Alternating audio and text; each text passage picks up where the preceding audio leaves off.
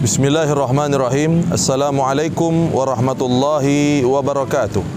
Alhamdulillah, assalatu wassalamu ala rasulillah wa ala alihi wa sahbihi wa man walah, amma ba'du.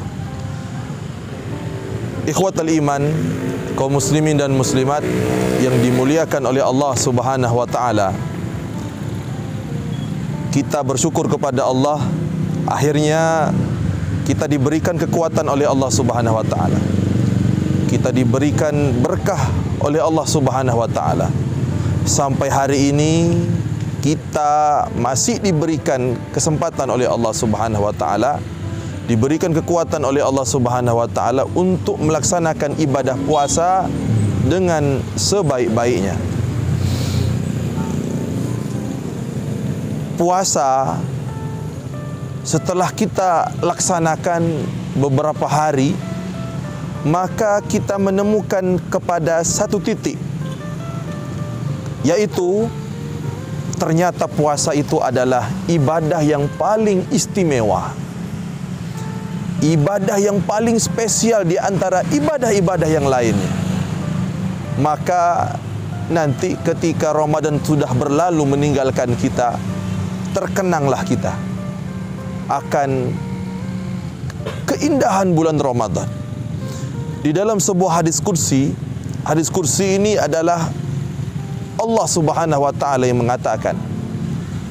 Allah Subhanahu wa ta'ala mengatakan dalam hadis kursi itu, kullu amali ibni Adam lahu illa siyam fa innahu li wa ana ajzi bihi. Allah Subhanahu wa ta'ala mengatakan seluruh amal ibadah anak cucu Adam itu kembali kepadanya, untuknya masing-masing.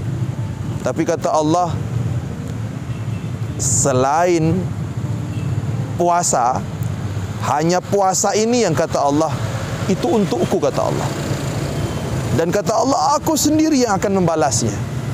Di antara sekian banyak ibadah, maka ibadah puasa itu adalah ibadah yang paling spesial. Di dalam hadis yang lain juga Allah Subhanahu wa ta'ala mengatakan, hadis kursi, setiap amal ibadah anak cucu Adam itu dibalas oleh Allah Subhanahu wa ta'ala, dilipat gandakan oleh Allah Subhanahu wa ta'ala, dari 10 kali lipat sampai 700 kali lipat. Tapi kata Allah, kalau untuk puasa ini, itu urusanku, kata Allah. Aku sendiri yang akan membalasnya. Aku sendiri yang akan memberikannya pahala. Jadi pahalanya puasa itu bukan 10 sampai 700, tapi lebih daripada itu. Maka kita menemukan jawaban, kira-kira apa? Maka Allah mengatakan dalam hadis kursi itu, kenapa sedemikian rupa Allah membalas semua itu kepada kita? Ternyata kata Allah, hambaku itu ketika dia berpuasa, dia tinggalkan makanannya, dia tinggalkan minumannya. Untuk siapa? Untukku, kata Allah. Padahal makanan di rumah kita itu halal, minuman di rumah kita halal, dari jerih nafkah kita sendiri, dari keringat kita sendiri. Tapi kenapa kita tidak mau memakannya?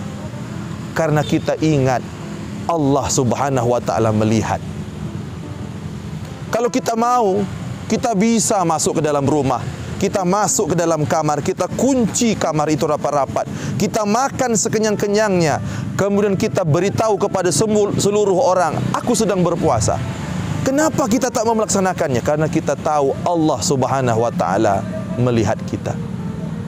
Maka ibadah puasa satu-satunya ibadah yang menutup pintu riya serapat-rapatnya. Maka ketika kita melaksanakan ibadah puasa, tidak ada kesempatan kita untuk riya. Mengapa? Karena satu-satunya ibadah yang menutup rapat-rapat pintu riya adalah puasa.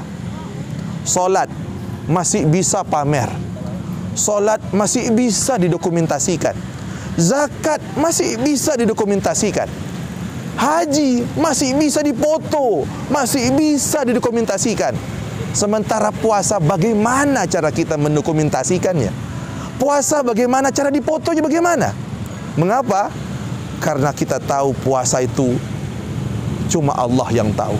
Maka selama Ramadan ini CCTV kita itu nyala.